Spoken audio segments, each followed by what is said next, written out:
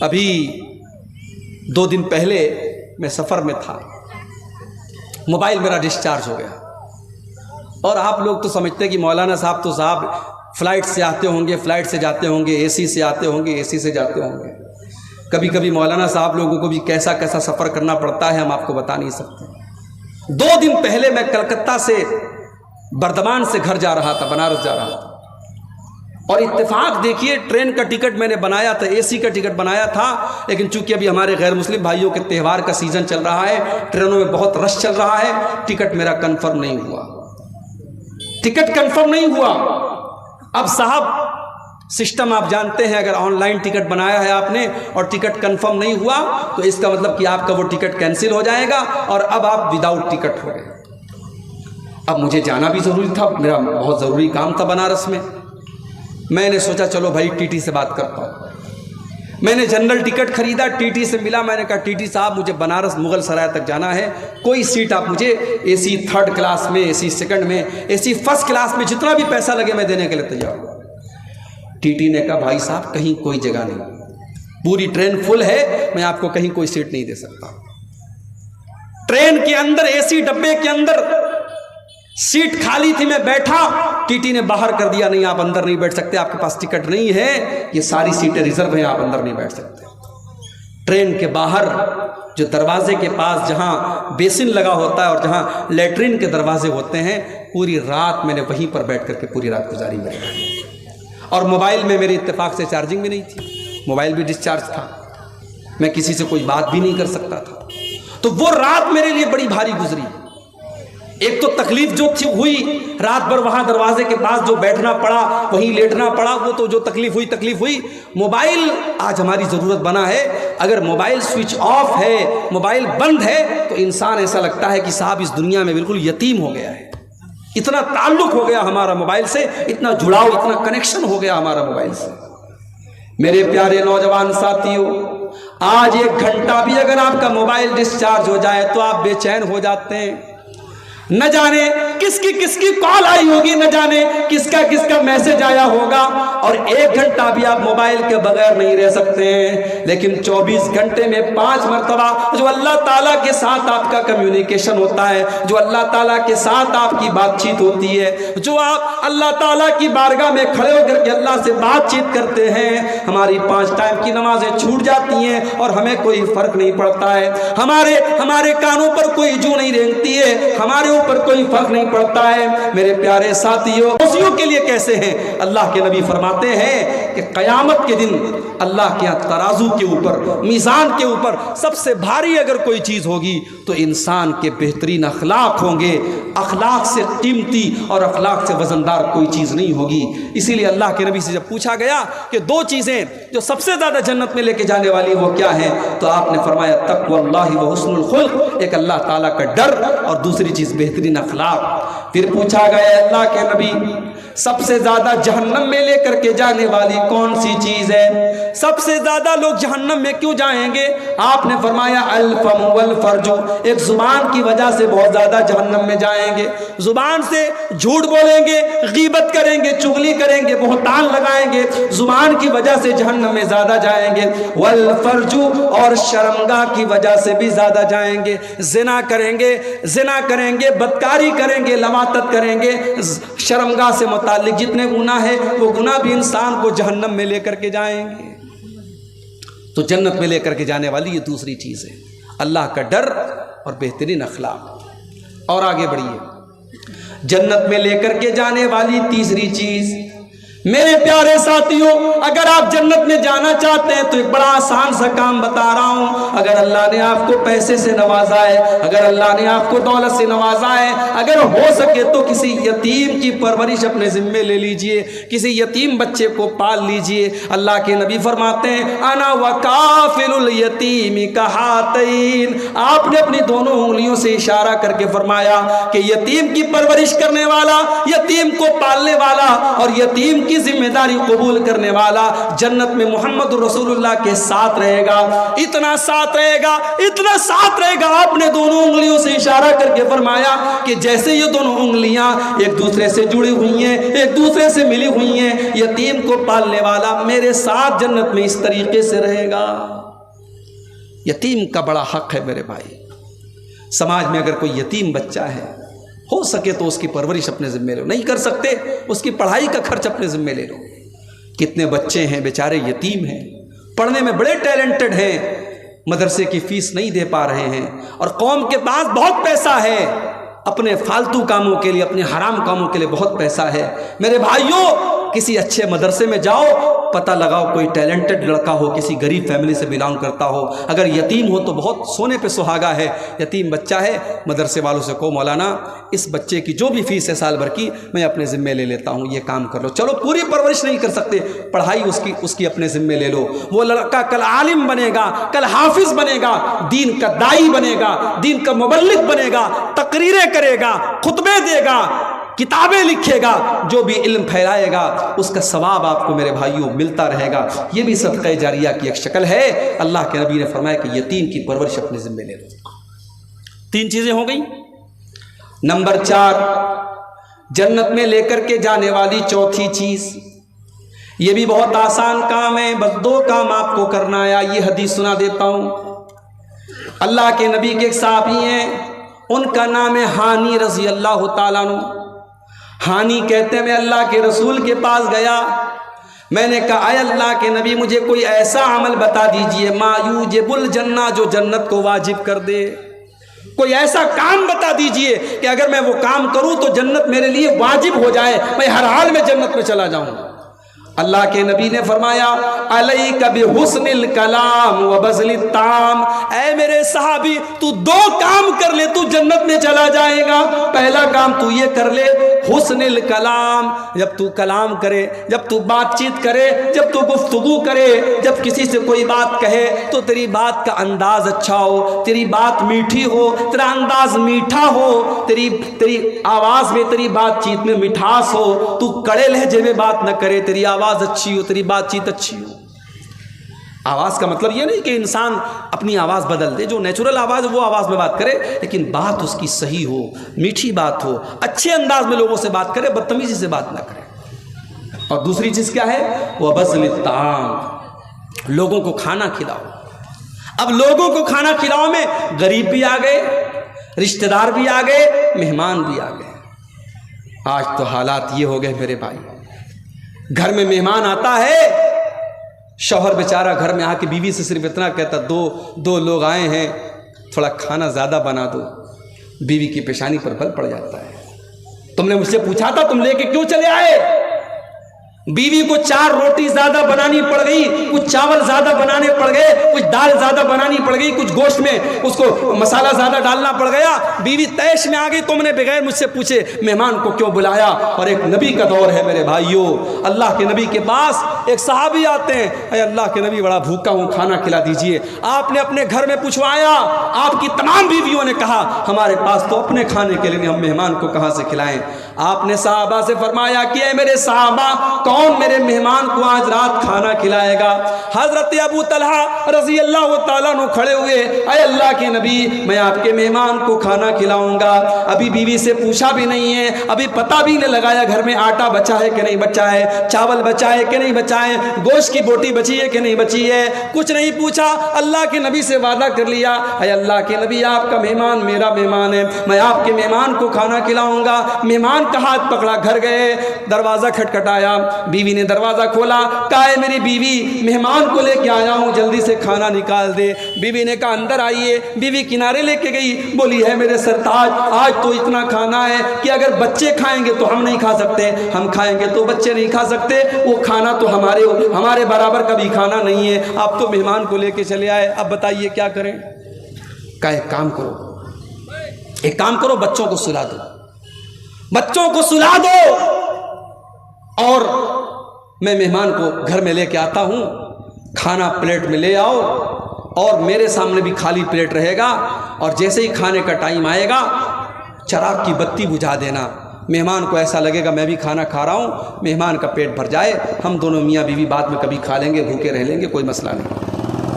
میری پیاری ماؤں بہنوں، آج چراغ لے کے ڈھونڈو، ایسی بیویاں نہیں ملیں گی، ایسی عورتیں نہیں ملیں گی۔ حضرت ابو طلحہ مہمان کو گھر میں لے کر کے آئے، مہمان کے سامنے کھانا رکھ دیا، اپنے سامنے خالی پلیٹ رکھ دیا اور چراغ کی بتی کو کھانے کے ٹائم بجھا دیا اور جھوٹ موٹ اپنا منہ چلانے لگے۔ مہمان سمجھا کہ یہ لوگ بھی کھانا کھا رہے ہیں، مہمان نے پیٹ بھر کے کھانا کھا لیا۔ صبح ہوئی، ابو طلحہ اللہ کے نبی کے پاس آتے ہیں، اللہ کے نبی کہتے ہیں اے ابو طلحہ، تم نے اور تمہاری بیوی نے جو کام کیا ہے مجھے اللہ تعالیٰ نے وہ کام بتا دیا ہے، اور اللہ تعالیٰ تم دونوں میاں بیوی کے اس عمل سے بہت خوش ہوا ہے۔ وہ لوگوں، صحابہ کے دور میں اتنی دولت تو نہیں تھی، اتنے بڑے بڑے مکانات تو نہیں تھے، ان کے پاس بڑی بڑی گاڑیاں تو نہیں تھی، مگر صحابہ کے دل بہت بڑے تھے۔ وہ لوگوں، اپنے دل کو تھوڑا بڑا کر دو۔ اگر تمہارے کچھ رشتہ دار آ کر کے تمہارے گھر میں کھانا کھا لیں، کچھ مہمان تمہارے گھر میں آ کے کھانا کھا لیں، اس میں کوئی حرج کی بات نہیں ہے۔ اللہ کے نبی فرماتے ہیں یہ دو کام جنت میں لے کر کے جانے والا ہے۔ علیکا بحسن الکلام وبذل الطعام، اپنی گفتگو کو اچھا کر لو اور کھانا کھلایا کرو، یہ دو کام ایسا ہے جس کی وجہ سے تم کو جنت ملے گی۔ اور آگے بڑھیے، جنت میں لے کر کے جانے والا ایک اور کام ہے، جب دنیا بستر پہ سو رہی ہو یا رات میں کچھ منچلے قسم کے نوجوان موبائل پر کسی کے ساتھ بات چیت میں مگن ہوں، چیٹنگ میں مگن ہوں، یا کچھ لڑکے رات میں بیٹھ کر کے فلمیں دیکھ رہے ہوں، رات کے اس آخری پہر میں اگر اللہ کا کوئی بندہ اٹھ کر کے تہجد کی نماز پڑھتا ہے، قیام اللیل کرتا ہے اور رات کی نماز پڑھتا ہے، تو یہ نماز بھی انسان کو جنت میں لے کر کے جاتی ہے۔ اللہ نے ایسے لوگوں کا تذکرہ کرتے ہوئے سورہ سجدہ کے اندر فرمایا تتجافا جنوبهم عن المضاجع يدعون ربهم خوفا وطمعا، میرے نیک بندے تو وہ ہیں، میرے متقی بندے تو وہ ہیں، میرے ڈرنے والے، اللہ سے ڈرنے والے بندے تو وہ ہیں۔ جب رات میں دنیا والے آرام سے بستروں پر سوتے رہتے ہیں، وہ بستروں سے الگ ہو کر اللہ کی بارگاہ میں کھڑے ہو کر کے، لیٹ کر کے اللہ کی بارگاہ میں سجدے کر کر کے اللہ کو یاد کیا کرتے ہیں۔ وَمِمَّا رَزَقْنَاهُمْ يُنْفِقُونَ، اور ہم نے جو روزی دی اس میں سے وہ خرچ بھی کرتے ہیں۔ تہجد کی نماز یہ بھی انسان کو جنت میں لے کر کے جاتی ہے میرے بھائی۔ اسی لیے اللہ کے رسول جب مدینہ پہنچے، آپ نے مدینہ پہنچنے کے بعد سب سے پہلا پیغام جو لوگوں کو دیا تھا وہ کیا دیا تھا؟ ایھا الناس افشوا السلام واتموا الطعام وصلوا الارحام وصلوا باللیل والناس نیام تدخلوا الجنۃ بسلام۔ او لوگوں، چار کام کر لو تم جنت میں چلے جاؤ گے۔ افشوا السلام، سلام کو پھیلاؤ، سلام کو بڑھاؤ، سلام کو پھیلاؤ، زیادہ سے زیادہ ایک دوسرے کو سلام کیا کرو، سلام پھیلاؤ۔ اور دوسرا کام واتموا الطعام، کھانا کھلایا کرو، مہمان کو، غریبوں کو، رشتہ داروں کو خوب کھانا کھلایا کرو۔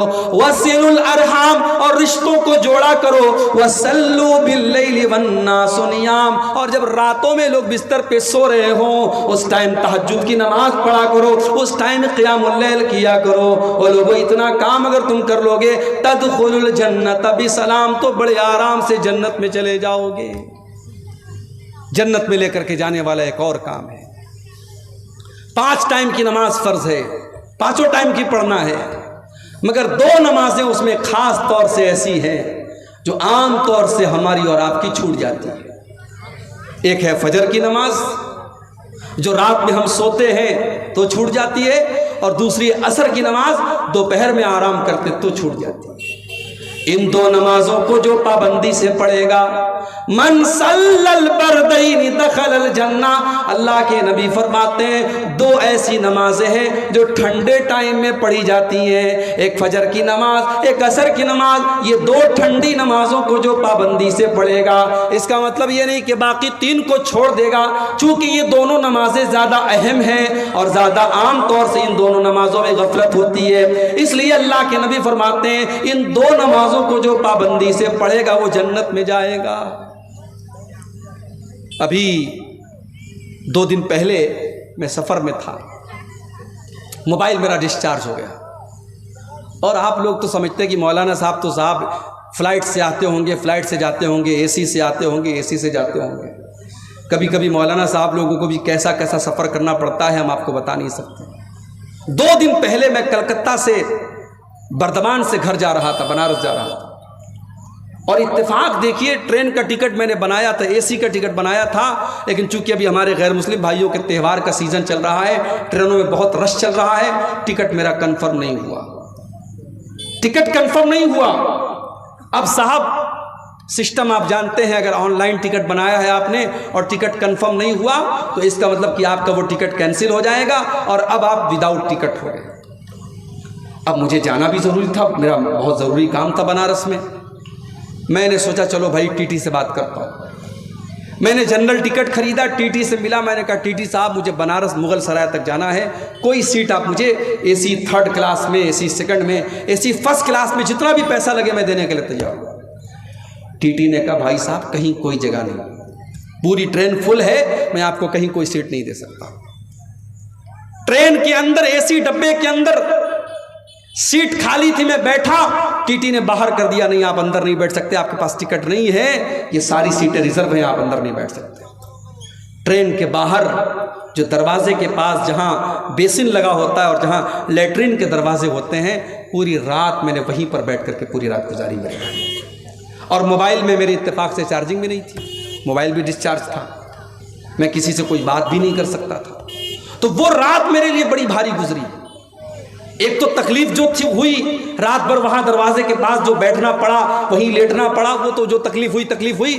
موبائل آج ہماری ضرورت بنا ہے، اگر موبائل سوئچ آف ہے، موبائل بند ہے تو انسان ایسا لگتا ہے کہ صاحب اس دنیا میں بالکل یتیم ہو گیا ہے، اتنا تعلق ہو گیا ہمارا موبائل سے، اتنا جڑاؤ، اتنا کنیکشن ہو گیا ہمارا موبائل سے۔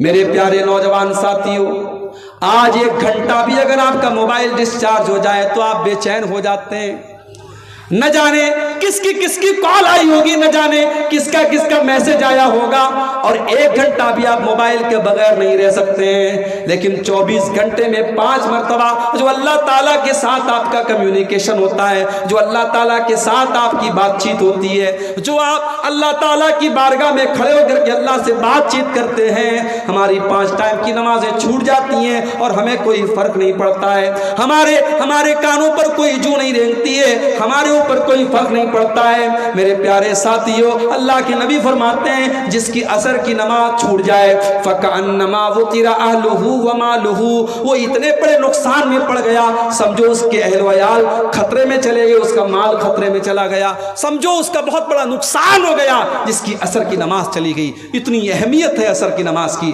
میرے پیارے ساتھیوں، نماز کی پابندی کرو، اور خاص طور سے فجر اور عصر کی نماز کی پابندی کرو، یہ 2 نمازیں ہمیں جنت میں لے کر کے جائیں گی۔ اور آگے بڑھیے، جنت میں لے کر کے جانے والا ایک اور کام، بہت آسان کام، بہت سمپل کام، کچھ نہیں کرنا ہے آپ کو۔ ہر فرض نماز کے بعد آیت الکرسی کو پابندی سے پڑھا کیجئے۔ اللہ کے نبی فرماتے ہیں من قرأ آیت الکرسی دبر کل صلاۃ، ہر فرض نماز کے بعد جو پابندی سے آیت الکرسی پڑھتا ہے، لا یمنعہ من دخول الجنت الا ان یموت، اس کو جنت میں جانے سے کوئی چیز روک نہیں سکتی ہے۔ جیسے ہی اس کی موت ہو جائے گی، جب تک وہ زندہ ہے تب تک وہ جنت میں نہیں جا سکتا ہے، مرنے کے بعد اس کی جنت پکی ہے۔ جو ہر فرض نماز کے بعد پابندی سے آیت الکرسی پڑھتا ہے، آیت الکرسی چھوٹے چھوٹے بچوں کو بھی یاد ہوتی ہے، آپ یاد کر لیں میرے بھائی، اور کوشش کریں ہر فرض نماز کے بعد آیت الکرسی کو ضرور پڑھیں۔ اور صرف فرض نماز کے بعد نہیں، رات میں بستر پہ سونے جب جائیں تب بھی آیت الکرسی پڑھ کے سویا کریں۔ اللہ کے پیارے نبی فرماتے ہیں جو انسان رات میں سونے کے ٹائم آیت الکرسی پڑھ کے سوتا ہے، رات بھر اللہ کی طرف سے ایک فرشتہ اس کی حفاظت کرتا ہے اور کوئی شیطان اس کے قریب نہیں آ سکتا۔ اس لیے آیت الکرسی کو اپنی زندگی کا ایک پارٹ بنا لے، ایک حصہ بنا لے، اور ہر فرض نماز کے بعد بھی آیت الکرسی پڑھا کریں اور رات کو بھی آیت الکرسی پڑھا کریں۔ اور آگے بڑھیے، جنت میں لے کر کے جانے والی ایک اور چیز، اگر آپ جنت میں جانا چاہتے ہیں اور کسی سے آپ کا جھگڑا چل رہا ہے، آپ کا کیس چل رہا ہے، اور آپ کو پتا ہے کہ آپ صحیح ہے، سامنے والا غلط ہے، لیکن اگر آپ کو جنت میں جانا ہے تو چھوٹی سی قربانی آپ کو دینی پڑے گی۔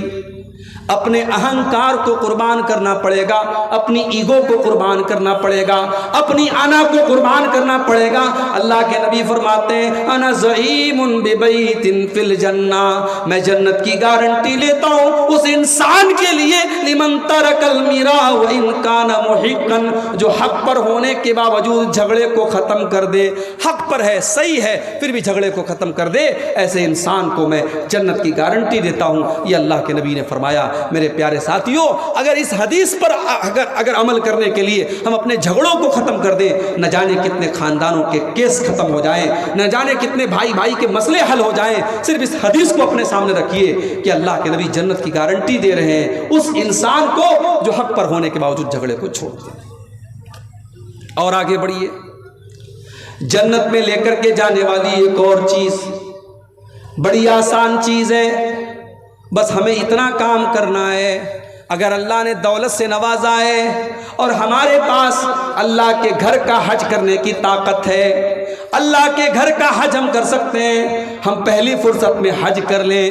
انتظار نہ کریں، ابھی تو مکان پورا نہیں ہوا، انتظار نہ کریں ابھی تو بیٹی کی شادی نہیں ہوئی، انتظار نہ کریں ابھی تو لڑکے کی شادی نہیں ہوئی۔ معاف کرنا میرے بھائی، لڑکے کی شادی، لڑکی کی شادی اور مکان کا بنوانا یہ حج کے لیے کوئی شرط نہیں ہے۔ اگر آج آپ کے پاس اتنی دولت ہے کہ آپ حج کر سکتے ہیں تو پہلی فرصت میں آپ حج کر لیجئے، اس سے پہلے کہ آپ بیمار ہو جائیں، اس کے پہلے کہ آپ کی دولت ختم ہو جائے، اس کے پہلے کہ آپ حج کا وہ کام نہ کر سکیں۔